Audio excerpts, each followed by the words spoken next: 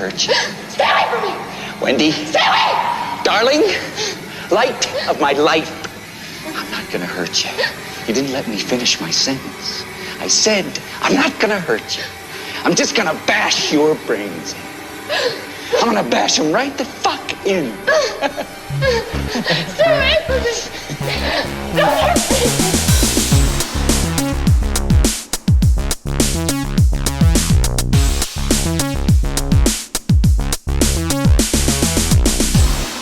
Hi everybody, and welcome to Video Section, the show where each episode we take a look back at a classic movie from the VHS era.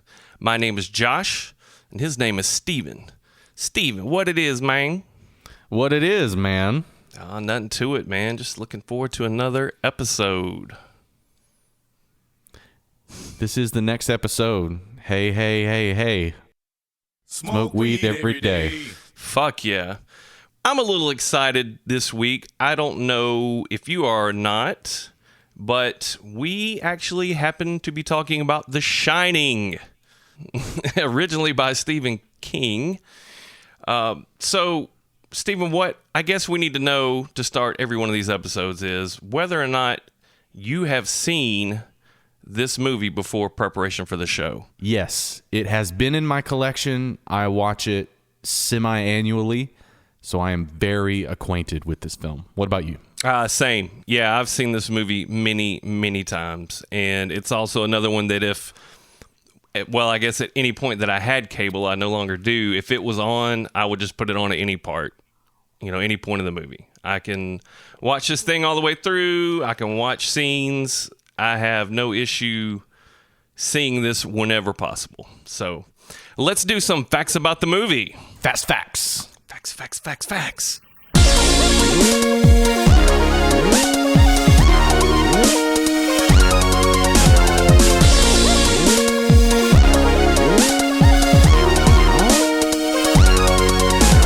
All right, The Shining, released May 23rd, 1980. It was directed by Stanley Kubrick, none other than who, if you were even remotely included in the counterculture when I was growing up, A Clockwork Orange was a huge movie. If you're a film nerd, 2001: A Space Odyssey is going to be something you've seen. You literally just described you and me. Yeah, I guess that's true. I guess we... Because I do not like A Clockwork Orange, but I fucking love 2001. See, that is crazy to me because I would put that completely the other way around. Yeah, word. I mean, they're both prolific movies, but I would say that 2001, without getting too much into it, is brilliant, stunning. It's a little hard to sit through, but that's neither here nor there. That's not. Oh my God! You summarized The Shining. Episode over. Okay, but getting back on track. Now, this was actually written by Stephen King. It was a Stephen King novel adapted to a movie, and I don't really think we need to lay a lot of groundwork for Stephen King. Everybody who knows who the fuck he is, maybe Carrie, maybe is his most famous film. I don't know. There's tons of them. But the screenplay was written by Stanley Kubrick and Diane Johnson. Now, in doing my research, it looks like this is the only screenplay that Diane Johnson ever worked on. Now, she is a much celebrated author. I was not familiar with any of her work, but as far as screenplays, it seemed like this was one and done for her. The cinematography was by John Alcott. He worked on several of Kubrick's films, including Barry Lyndon, which he earned his only Oscar for. And he's had a huge list of movies. I mean, some of you may not have heard of, but he also worked on one of my favorite TBS classics, Beastmaster. Steven, have you ever seen Beastmaster? Fuck no. Dude, I'm going to tell you what, if you want to see the most laughable stop motion animation you've ever seen, check that out. It is fucking hilarious. Pass. Yeah, that's probably a good call.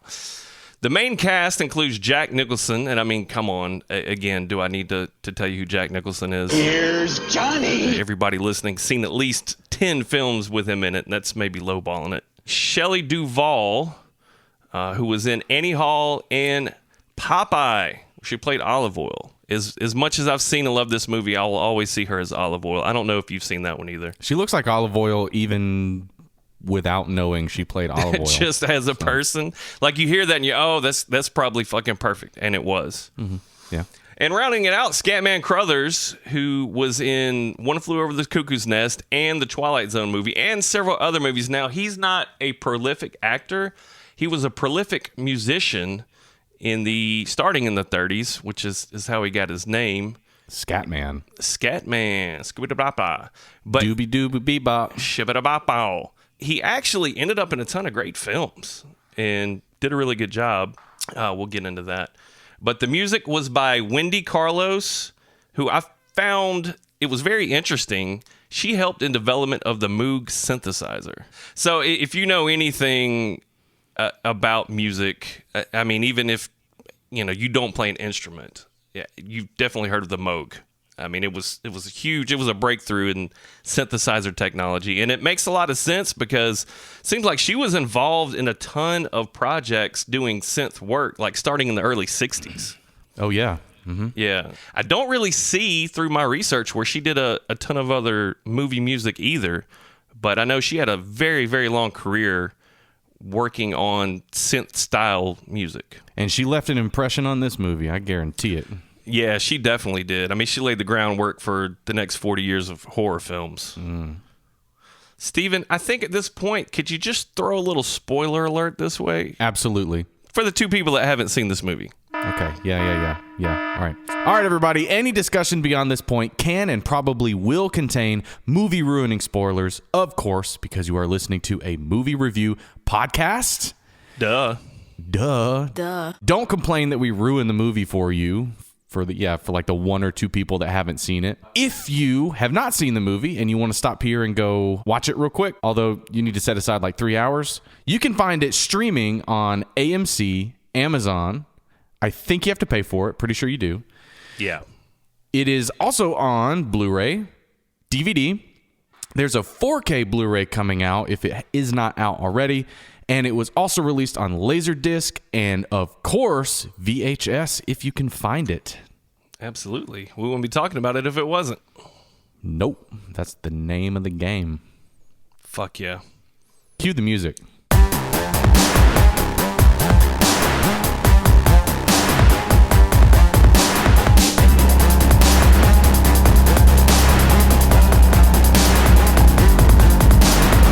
All right, so let's lay down a little context for what was going on in the world at the time of the release. Mount St. Helens blows the fuck up in Washington State, killing 57. It's not funny at all. I'm laughing because of the way you said it. Yeah, I said it kind of like an asshole, but that's what happened, and that was the result. And it was another huge fucking bummer of a news story that I decided to insert. So I promise we'll bring it up in tone a little bit next episode. We need some good news. We do. There's enough bad news in the world right now, so we need to bring it up a little bit. Glass half full this shit. So the public perception of the film was pretty good, actually. The film was originally released on only 10 screens in New York and Los Angeles on Memorial Day weekend. The release was later expanded that summer and grossed $44 million. Steven, could you translate that to today's numbers for me, please? Yeah, let me beep, boop, beep this shit right out. Do it. That big, beautiful brain. According to my amazing math skills, in today money, that's $138.7 million. Yeah, I'd say that's pretty successful. Yeah, not bad. No, not bad. I mean, it's not an Avengers superhero movie status. For a horror movie, it's pretty damn good.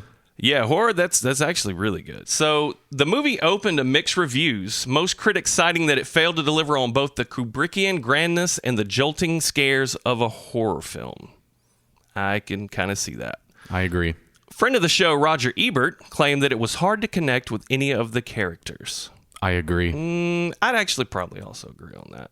Typical to a Kubrick production, the filming was plagued with issues for the duration of its excessively long production schedule, with custom sets burning down and drama between the cast and crew. Most famously, Kubrick's treatment of actress Shelley Duvall on set.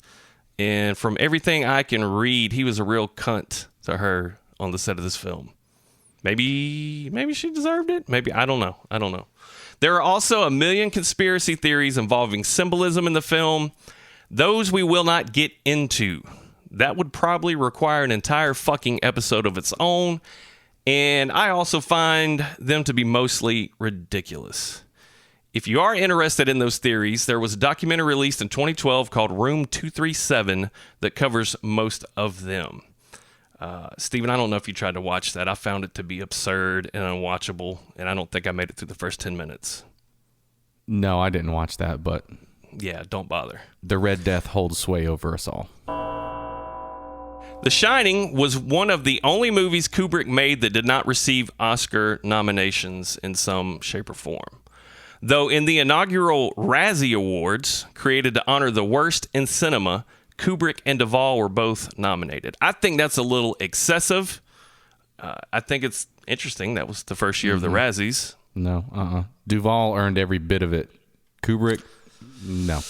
I feel like Kubrick was being Kubrick, you know? I mean, this is not too much different than his other films, and, I don't want to summarize it here, but he didn't earn a Razzie. Duvall, oh yeah. One of the most of all time Razzies. Yes, Lord. Amen. Okay, we can have thoughts on that. We can get into that later. Right now, I think probably, Steven, if you wouldn't mind obliging us with a quick plot summary. Quick as in shitty. Okay, everybody. Let me try to summarize this incredibly dense movie that was based on a 700-page book in a couple sentences or less. Good luck. Yeah, Good okay. Jack, played by Jack Nicholson, which is confusing and also very convenient. He is a former alcoholic and an amateur writer who takes a job as the caretaker of a venerable, illustrious hotel in the remote regions of the Colorado Rockies. That means that for 5 months out of the year, they are snowed in, completely isolated. He doubles down and brings his family with him. Mistake. And then, of course, turns out it wasn't some sort of grand, wonderful isolation where he can sit down and finish his book or his play or whatever the fuck he's supposed to be writing in the movie. It turns out the house has a mind of its own and is actively trying to fuck them up. The only person who seems to know is the 5-year-old child, Danny, who has a supernatural, precognitive psychokinesis thing going on, and he senses it, and calamity ensues. What can I say? The house tries to kill everybody. Jack, played by Jack, goes off the rails and tries to kill his family. And that's, I don't know. I don't know where to stop. That's pretty much it. That's actually a really good job, man. It's pretty fucking hard to summarize that movie in a paragraph. I mean, it is. It's extremely dense. Now, I just want to, before we get into our opinions on the film, actually ask you the question. 5 months isolated in a hotel, no way out, no way in. You bring your lovely wife and your lovely dog, and you guys are stuck there for 5 months. Do you think you could do that? 100%.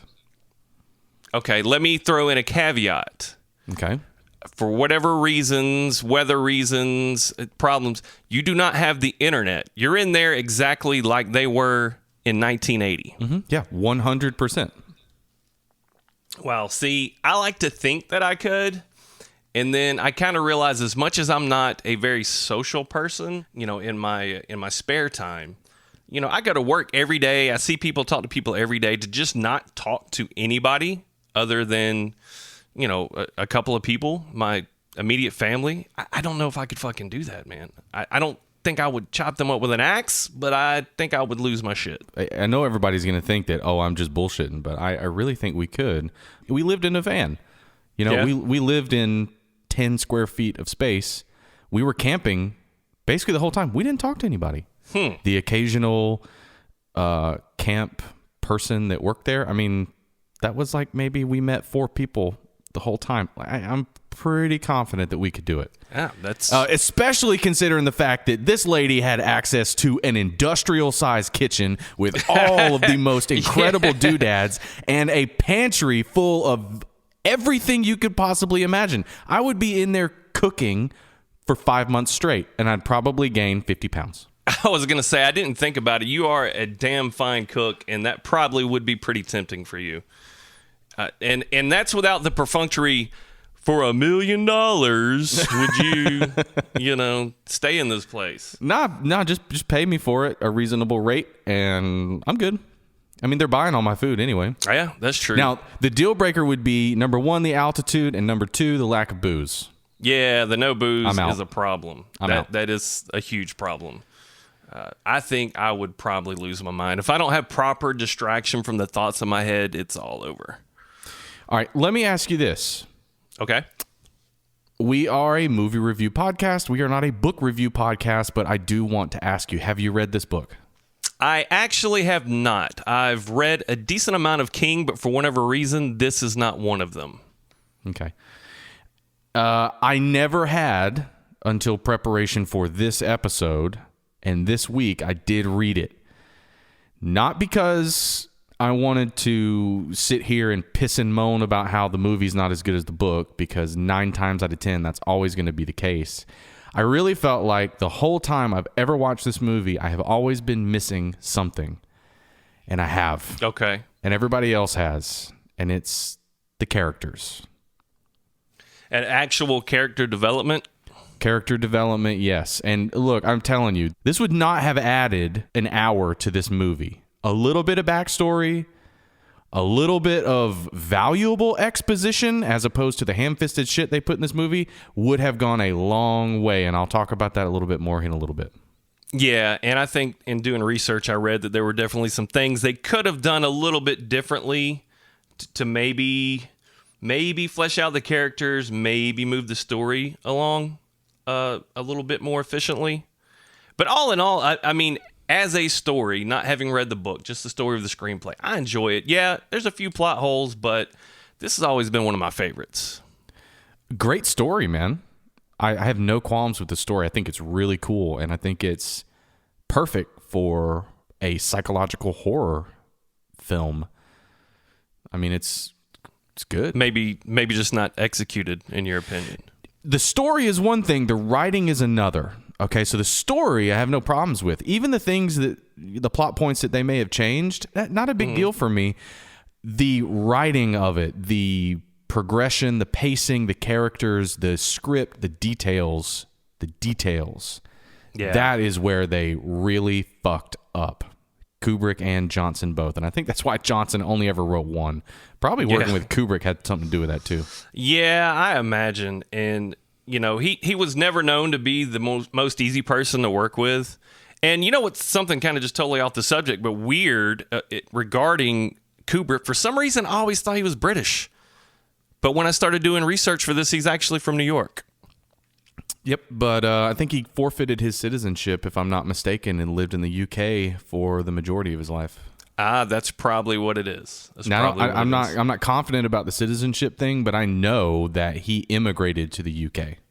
I gotcha. Well, since we're into the writing, I want to say that I think so. Part of what we're trying to do in this show is kind of peel back that plastic film of nostalgia and kind of try to take that away. It's hard, and you can't do it completely, but actually look at the film from as unbiased of a point as you possibly can. And I think in this most recent watching and in doing research, I will say I've discovered that, I totally agree with what Roger Ebert said, that the characters are not fleshed out. It's hard to connect. It's hard to give a shit about them. And I do think that is a theme I'm realizing looking back in a lot of Kubrick's films. There's not a lot of rooting for the characters. There's no connection with the character whatsoever in the vast majority of his films. And yeah, there are some exceptions. This film is 100% the paragon for that sentiment. There's no connection with the characters at all. Dude, they had every chance to give just a little bit of backstory. Like, they had enough time. Honestly, seriously. I will ask the question, why the fuck were they even there? Why the fuck were they even in that hotel? Oh, because he wanted to finish his play? That's not enough to invest in. And I'm going to be more analytical about this movie because it is a Kubrick film. It is not Mortal Kombat. It is not National Lampoon's Vacation. There's some substance here. And I'm not going to like pull out the book at every turn and be like, ooh, well, the book said this, but he was an alcoholic. This was his last ditch effort to stay employed. This was supposed to turn he and his family around, right? None of that is mentioned in the movie. They're just there. Like, he just chose to do it. Like, okay, well, he's going to finish a book. Okay, well, that's not enough. Yeah, the motivation did seem a bit glossed over, and I know that Stephen King didn't like the film. He didn't like the screenplay. I don't doubt it. He was not a fan. As a matter of fact, he actually was involved in a project to do, and I believe it was a TV movie that they did probably 7 or 8 years later after this theatrical release. That was his vision of the film. Now, I haven't seen that. Have you happened to have seen that? No, I didn't even know it existed, to be honest with you. Yeah, it does. And it's the only cast I know is it's got the dude from Wings, which you probably never even seen the TV show Wings. Nope. But yeah, it's like the one of the brothers. But other than Stephen King's ringing endorsement, I don't know anybody that's seen it personally or heard anything about how great it was. But I know he did go to the effort to totally redo this movie in his own image, if you will, the way it felt it should be. So, yeah, when the author is not a big fan, there's definitely some indications that there's maybe too much missing. I'd like to say a little bit more about the writing, man. So, beyond the fact, why the fuck were they even there to begin with? Did you think at all that family loved each other? No. I don't know if that was maybe an attempt to make it seem like a last-ditch effort to make things work. But no, that's what was kind of creepy, and I guess maybe what I've identified with this film in the past is that it was a lot like my dynamic growing up. You know, real domineering, father, children should be seen, not heard. The mother trying to make everything okay. So it almost kind of rang home too much for me. It was almost too dysfunctional. I completely agree with that sentiment. Okay, but why would you think, as a husband, that isolation for 5 months in the mountains is going to fix that? Why would you, as a wife, think that isolation in the mountains is going to fix that? It just doesn't make any sense, and so I can't connect with it. No, it really doesn't. And all I can think is the character, at least how it's portrayed in the film of Jack, is just selfish. He doesn't give a fuck. This is what he wants to do. Exactly. So he's dragging his family up there, regardless, because that's what he wants, and he's going to get what he wants. Yeah, and that's a valuable insight, man. So I guess what he wants is time to finish his writing. I can't remember in the movie if he's writing a book or a play. I don't think they necessarily specify. In the book, he's writing a play, but he could be writing anything in the movie. It doesn't really matter. He never does. It feels more like a novel. Yeah, he never does. He never writes a word except, all work and no play makes Jack a dull boy. Over and over and over, yeah. Which is really cool, by the way. I really love that, and I wish that would have been in the fucking book, because that was sick. No, it was really cool. That is a crazy moment when she's shuffling through his papers, dude. You're like, oh fuck. Yeah. He's so lost cool. it. He's lost it. And to give credit where credit is due, there are some things in the movie that are so much better realized than they are in the book, and that's one of them. But to get back to the writing, this is a problem I have with all Kubrick films. The characters we've already established are very difficult to connect with. So that automatically takes me out of it. As a moviegoer, I very much like cinematography and music and atmosphere and ambience. And there's some movies that are just built that way. This one is not one of them, because out of 2.5 hours, man, like an hour and 15 minutes of it is fucking dialogue.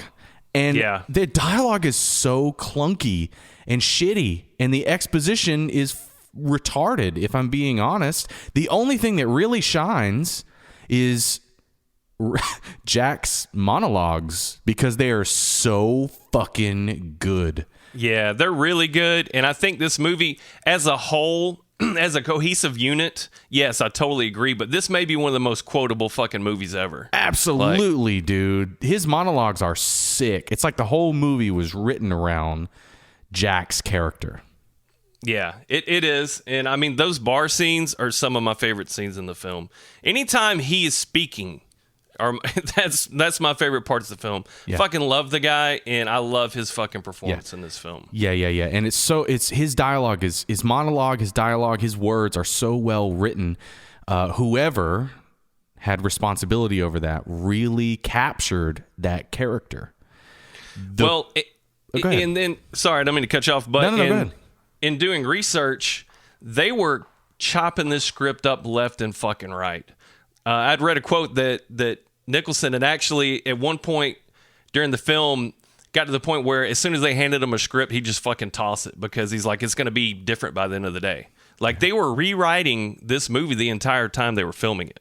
Kubrick Latched himself onto all of the horror aspects and completely missed the whole point of the book, right? And I'm bringing the book out like at every turn, but this is the source material, man. This is a story about redemption of an alcoholic, which I think most of us can align to, and his treatment, King's treatment of alcoholism in general and the family unit.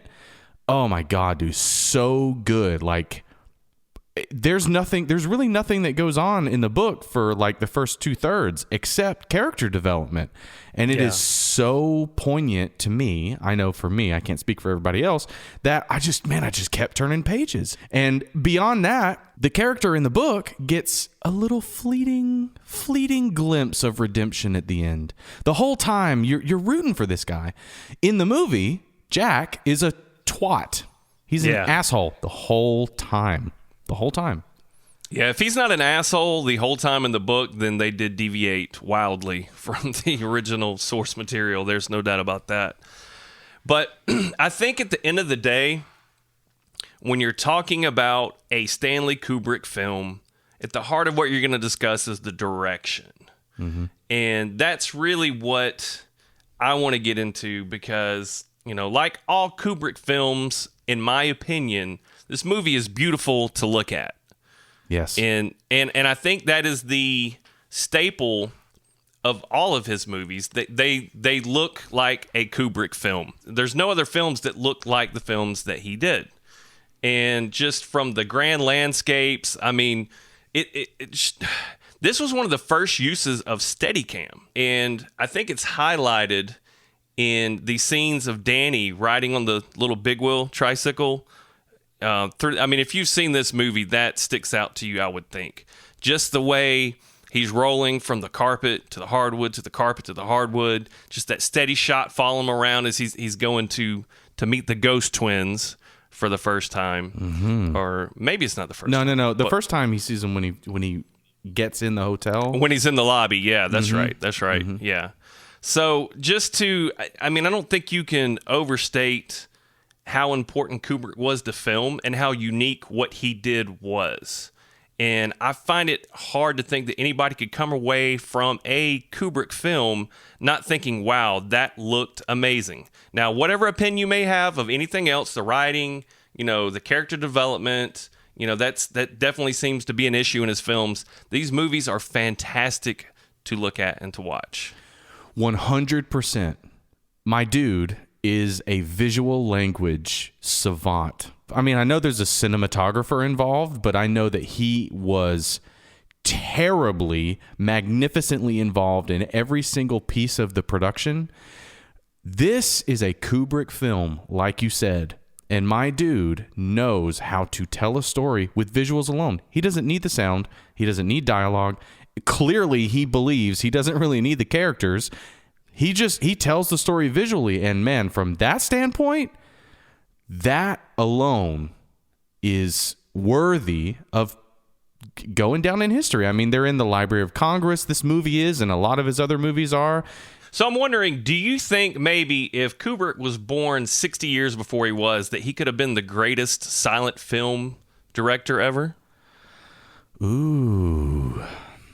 First off, I got to say, I don't watch silent film. Who does? Yeah, I mean, I don't know. I don't have a catalog of study on silent film. I think that if there wasn't audio and there wasn't character development and there was very few writing, I think he would be very much at home It's all about the shots. Yeah, I think he would have been one of the best, if not the best. But again, I have no basis for what I just said. So, I mean, you haven't watched Metropolis 100 fucking times or whatever. Oh, God. I they tried. hold up as the greatest silent film ever. Yeah, I tried Or once. maybe even the greatest film ever. Yeah, I've never even tried. Never even tried. But I think it is interesting because as far as cinematography, directing goes, I do think that Alcott was a huge part of this film. Now, it's a Kubrick film. He's involved in every shot. But Alcott had a huge part in it. And I think he's got his own distinct style, too.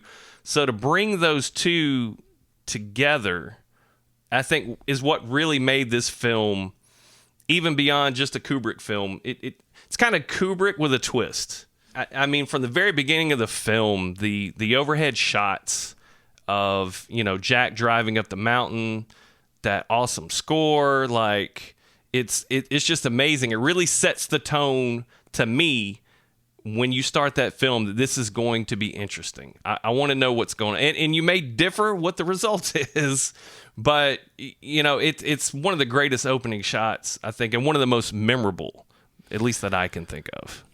Fair enough. And that's a very astute observation about the cinematographer. I know that I made a blanket generalized statement. I have no idea about Alcott's work. I don't know about their relationship in the production cycle. I just feel like if every film is clearly a Kubrick film, how many shots is Alcott calling? You know what I mean? And so yeah, I would like to see an Alcott film. Maybe I have, I don't know, but I'd like to see an Alcott film minus Kubrick and see how much of this was Alcott, how much of it was Kubrick. And go ahead. Sorry, I didn't mean to cut you off, but he worked with Kubrick on a ton of his films. So maybe, John Alcott's a little bit more of the, a little bit more involved, more of the recipe than we realize. Yeah, maybe we're misappropriating responsibilities here. I don't know. Could very well be. But yeah, I haven't seen any of his work that was not with Kubrick, so I couldn't really compare that either. Fair enough. You had talked about the opening shot being very memorable for you, and you didn't use the word, but I'm hearing the word iconic. Mm-hmm. For me, not necessarily the opening shot, though it is an amazing opening shot. A lot of the scenes in this movie, a lot of the ways they approach the scenes in this movie are iconic to me. There are many movies that rip off The Shining. We all know that. The shots in this movie, the blood through the elevator, the fucking, you had mentioned the bike through the hallways. Like, yes. Oh, her with the knife and Jackie's breaking down the door. Absolutely. I mean, you name it. We could go on and on and on about the tropes in this movie. Iconic, amazing, beautiful. I don't know, man. Eminently applicable to most movies that come after is kind of what I'm getting at. Yeah, I would agree. So, I know that I spent maybe the first half like shitting on this movie, but there's a reason why it's in my collection. It's worthy of study. Yeah, I think at the end of the day, you can't deny this film as far as its place in movie history. Moving on, I kind of wanted to talk a little bit about the cast, about the performances. I know I have my opinions. I'm sure you have your opinions. Can we both get on the same boat that Jack Nicholson was fucking awesome in this movie? Fucking amazing. He was great. He was great. I mean, there are so many scenes that no one else could have done it. Just from a quirk of the eyebrow, it's just his facial expressions. He's just so fucking natural. In terms of performances, my dude made this movie. Mm-hmm. I mean, the child actor was valiant and admirable in terms of child acting. Shelley Duvall was terrible, but Jack Nicholson was awesome. And he didn't really have a whole lot to work with. It's not like he got a script 3 months in advance and had a shitload of time to rehearse it. My dude was just basically adjacently improving this whole production, which was sick. I Yeah. heard the same thing you heard. He would get his script in the morning and just throw that shit away because by the time he went to go shoot, it would be different. So he was just vibing off of what Kubrick was telling him and killing it. And again, the specifics of that, I'm not entirely sure, but based on my research, that's the gist that I get. Yeah, it's almost like scripted improv. Yeah, man. If that Sick. could be a thing or makes any sense. I do want to kind of talk about Shelley Duvall a little bit. Please, I would love to hear your opinion on Shelley Duvall. I will try to offer a little bit of a devil's advocate point of view on that. Love it. Hit me. I don't think that she was great in this film. But what I will say is that the very real nervousness that she felt just from being around Kubrick does come through in this character. Like, this bitch looks like she's on the edge of her nervous breakdown, even from the beginning of the movie. When they're, when everything is quote unquote fine.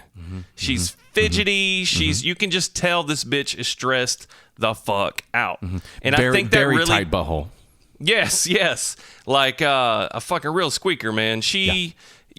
Apparently Kubrick got what he wanted as far as, and maybe, I don't know. I don't know how the production of a film works. I've never worked on one.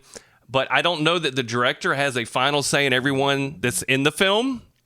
And, maybe this was a case to where he didn't even want her in the film, but for other reasons she was in it. I don't know. But it seems like either she thought she was not going to be adequate for the role, is what he envisioned, and decided to treat her like total shit, or had some serious fucking grudge against her, because it seems like he was relentless from everything I can read about the production of this film. Yeah.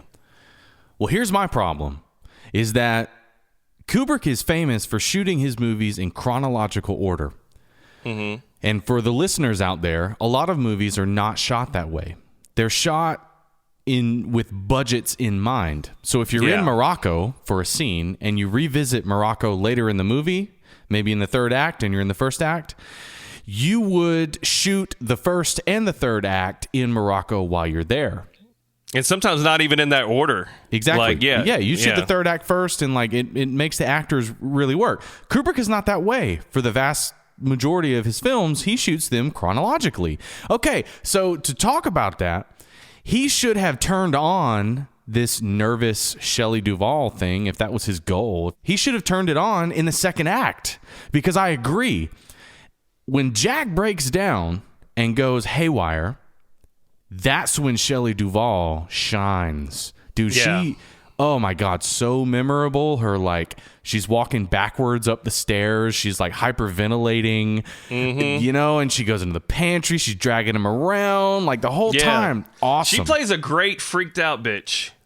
She really did in that sense. And I don't mean to just defend Shelley Duvall, but maybe I think she was the victim of also playing what was an intentional annoying character, an unlikable character. Maybe. And in a meta aspect in the book, Stephen King actually makes a note. The character of Shelley Duvall, the wife, in the book actually tells herself at one point in the book, "You're being a stupid woman. Stop making that kind of decision," or whatever it was. Like, that was Stephen King's equivalent of saying, this character is making obviously stupid choices, and in a meta fashion, I'm telling the reader, yeah, this is retarded. Can you just take this train ride with me? Okay, that doesn't appear in the movie, but what I'm trying to get to is that investment in the character is paramount. If Kubrick had turned that on for the second and third act, I could invest in that. The problem is from square one, when she's sitting in her house, in her apartment in Boulder, she's talking to the doctor. Yeah. She is so bent out of shape, and she's trying really, really hard to hide it.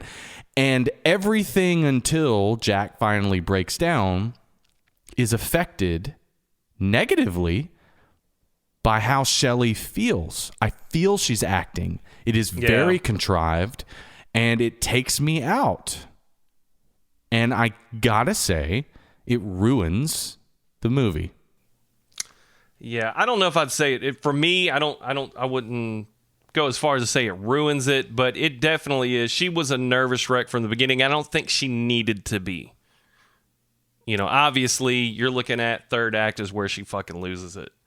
So, I don't know. In saying that, maybe I just don't know how I feel about her performance. Maybe I've just seen this movie so many fucking times, and it's so iconic and sticks out to me that I have a hard time kind of pulling off that veneer of nostalgia.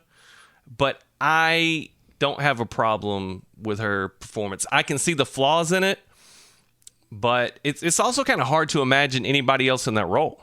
And maybe that's time. You know, maybe that's because that's all we've known for the last 40 years.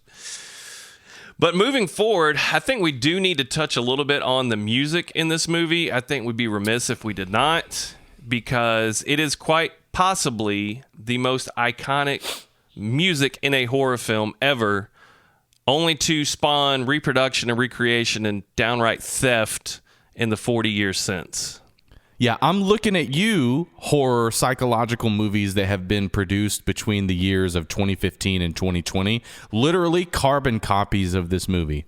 Yeah, it's modern, especially, and it's almost like you see it more in the last few years than you did in the previous 25. Yeah, I'm not going to name names. Oh, name names, man. Fucking name names. The opening music and some of the hits in this film have been completely ripped off and put into brand spanking new movies. Yeah, there's no question. I mean, it was just so fucking well done. Any problems that you have with this movie, I would have a hard time getting on board with you if you had an issue with the music, or you thought it didn't fit the film, or wasn't well done or inadequate. I mean, I think it was fucking perfect. Yeah, it was really good. I mean, it dates the film.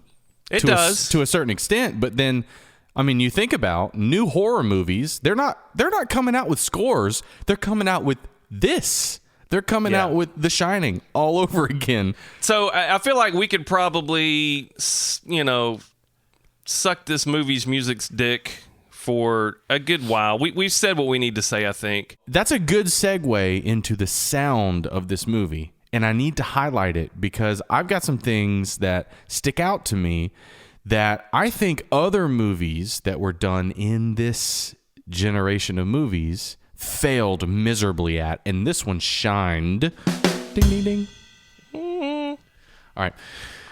The sound design, you talked about the music being ripped off. The sound design, the horror movie spikes and like the foreboding low synthesizers and the grumbly whoom, the oscillators, the drones, that has been ripped off ever since, man. And yeah, I'm not necessarily well versed in the catalog of horror movies around this general time, but I can say that it was well ahead of what was happening in the 90s.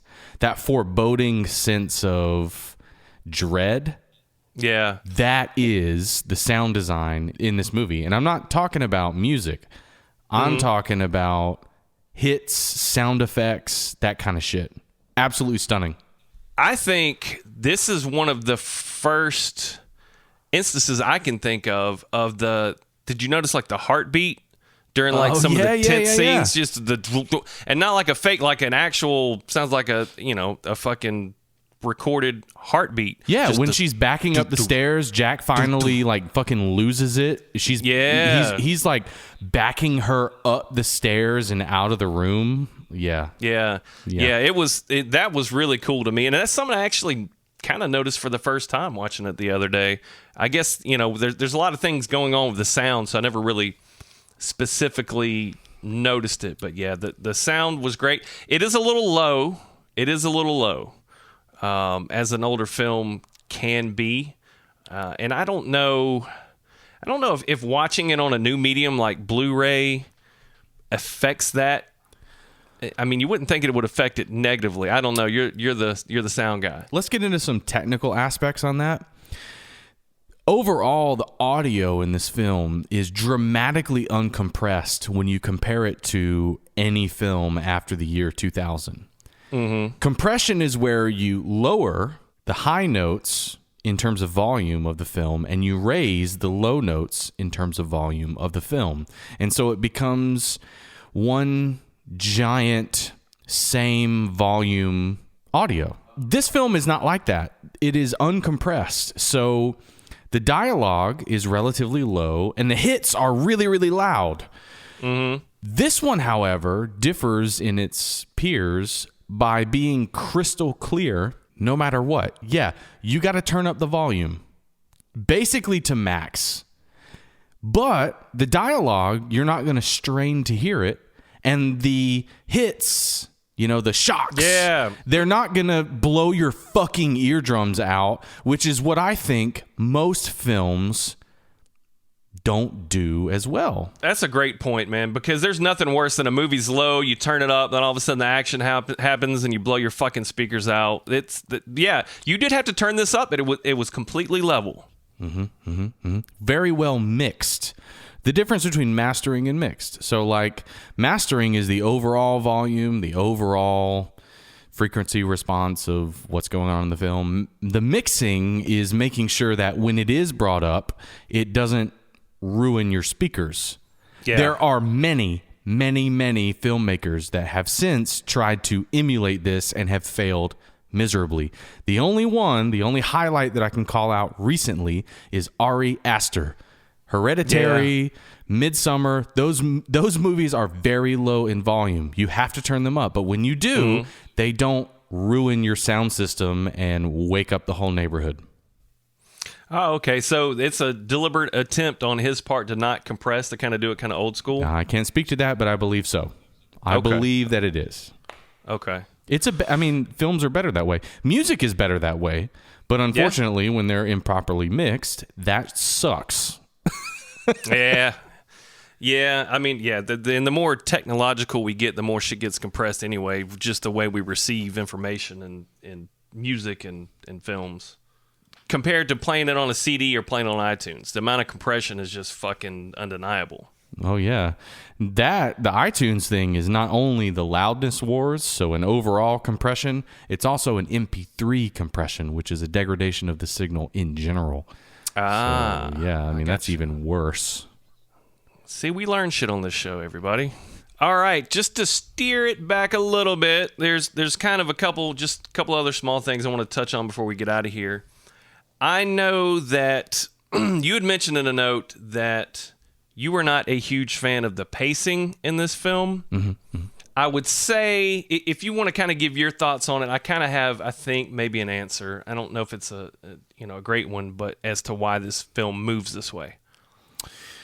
The best way to summarize the pacing for me is that it's just fucking boring.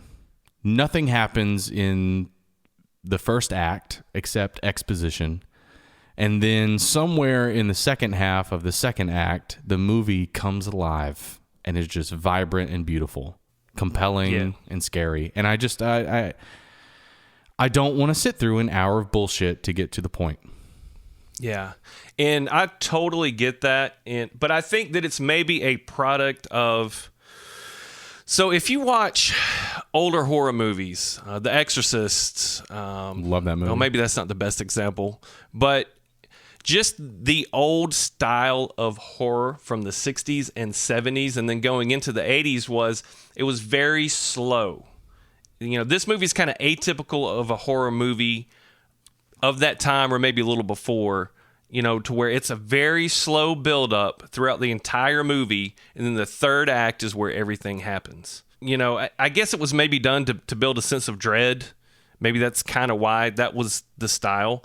But I think when you insert that with Kubrick's kind of his indulgences, it makes it even slower and potentially even more boring. I don't get bored during this film, but again, I have an unnatural attachment and an extreme case of nostalgia. Fair enough. If there wasn't so much dialogue in the first third, I would agree. But if there's dialogue, I assume we're trying to get in touch with our characters. We didn't. And so Dude, that's I mean, that's 100% accurate. I will give you that. That's something I really didn't think of that you brought to my attention. I think it's spot on. Now, were there any deal breakers in this film for you in the sense of inaccuracies, anything that I had to fucking cover that real quick, or anything that we would term problematic? I say in quotations. Is there anything in this film that stood out to you that you just look at and say that's wrong? I see you got my note. There is. And what would that be? All right, Jack, when he goes to the bar, right, and in his mind, we don't know if it's real or not, he orders a drink, and oh my God, all of a sudden there's a bartender there with booze and shit. He orders a bourbon and is served Jack Daniels. Jack Daniels is not bourbon, God damn it. Yeah, I noticed that too, and I'm not a huge whiskey aficionado. I like to drink it. I just don't know a lot about it. But even I knew, I was like, okay, Jack Daniels is not bourbon. Then I'm like, am I wrong? Have I been wrong all these years? Yeah, when I saw that, I actually thought about you watching this film, and I'm like, oh, he's not going to like that. Yes, I am that person. Yes, you can lambaste me on the socials. IDGAF. Yeah, dude. I mean, you know what you know. You love what you love. Now, Steven, it's funny that's what stuck out to you. Oh, do you have one? Do you remember? So what does Grady refer to Scatman Crothers' character as when they're having that scene in the restroom? Yeah. You don't expect me to say the word, do you? I wasn't going to fucking say it. And look, I don't know. I don't know if that would necessarily be a deal breaker. We're talking about everything is 100% context related in this time that we live in. And sometimes context doesn't even fucking matter when it comes to a very controversial slur or sentiment. Obviously we're kind of dancing around the infamous N-word that he uses to describe, the cook Dick, which is Scatman Crothers' character. I mean, goddamn, dude, Tarantino may be able to get away with that shit till the end of time. Like, he seems to find a way to wedge that fucking word in there.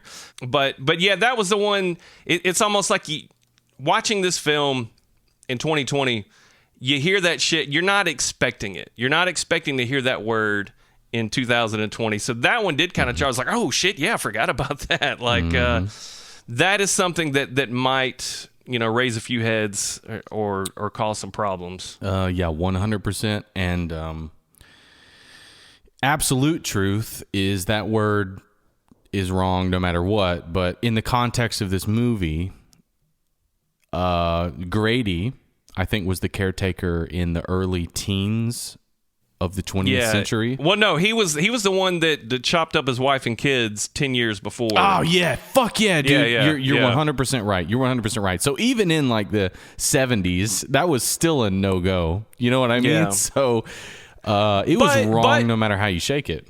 But maybe that's an insight into that character. That character, when he's presented to Jack, is not that character. He is a manifestation of the hotel. So it's the hotel. Gotcha. It's the hotel fucking with Jack. I gotcha. Yeah, and if you I'm sorry. Go ahead. No, I was just gonna say. Either way, I don't think it's a huge issue. It's just something that we're not used to and is a little jarring in this day and age. Well, I gotta be honest with you. If this movie was trying to be made in 2020, there's no context where it would be made. Yeah, possibly. I'm sorry, you can't say that. Literally, the context doesn't matter, and there's. You tell that to Tarantino, goddamn. Well, I mean, Tarantino got it the last opportunity he could. I'm not quite sure that Tarantino could have made Django in 2020. Yeah, that's true, dude. It is amazing how much our sensitivities have changed in the last even 2 or 3 years. I say that knowing that wrong is wrong and context is context, but dude, I'm telling you, I'm not sure that Tarantino could have made Django regardless of the context in 2020. Too soon. I mean, there's no way around it. Yeah, and I'm not trying to say what opinion what opinions are right or wrong. I'm just saying in general, it seems like context used to be a bigger part of that discussion when it came to those terms or sentiments. And I think you're right that even at this point that context doesn't even matter. Well, Stephen, now I think it's time to get to the heart of the matter. Is it my favorite section already? I know it's my favorite section. Here we go. Does this shit hold up?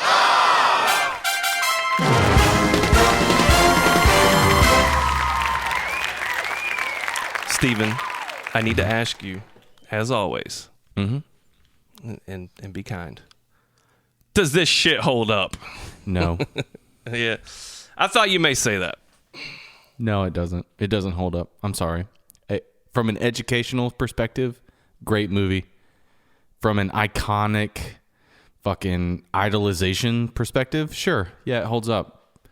But present this movie in modern times, 2020, no, it doesn't hold up.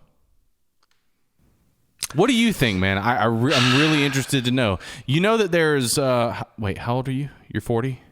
Yeah, 40-ish. All right. So I know that there's, give or take, 10 years between you and me. Different generations. What do you think? Does this movie hold up? Oh, wait. Does this shit hold up?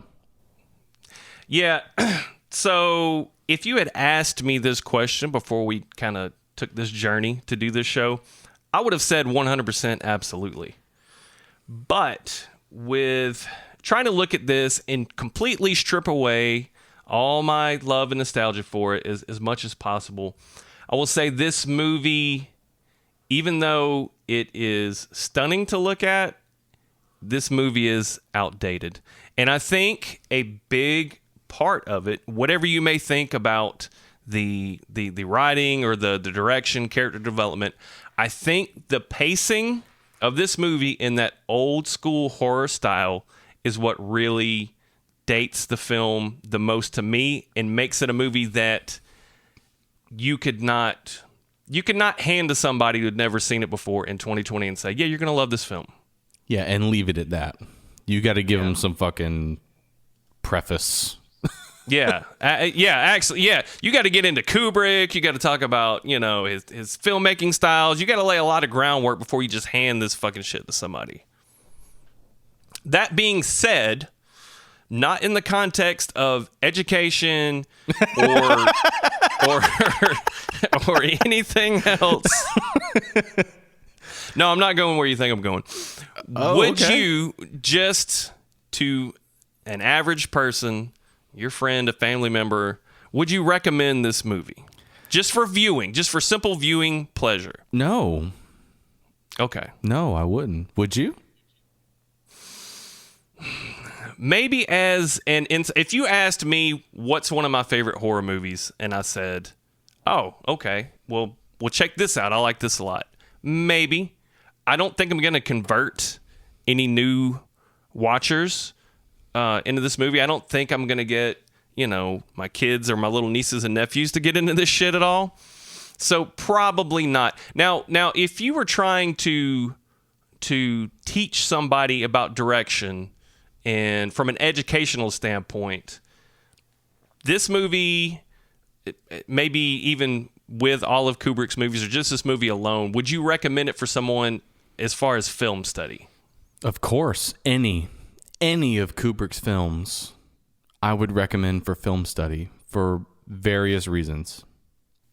Yeah, and I think honestly most of them are I would have the same opinion about. I would say definitely from a educational standpoint, for a director, someone that's trying to get into direction at all, yes, this movie would be great. But for the average person, no. I think, unfortunately, against all of my hopes, I had to come down with this movie as dated, and it's probably not a movie most people want to see now. Well, I believe that's about going to do it for this episode of Video Section. Thanks, as always, for listening. We really appreciate your support. Be sure to head over to our social media at Video Section on both Twitter and Instagram and give us your thoughts on the movie and the show.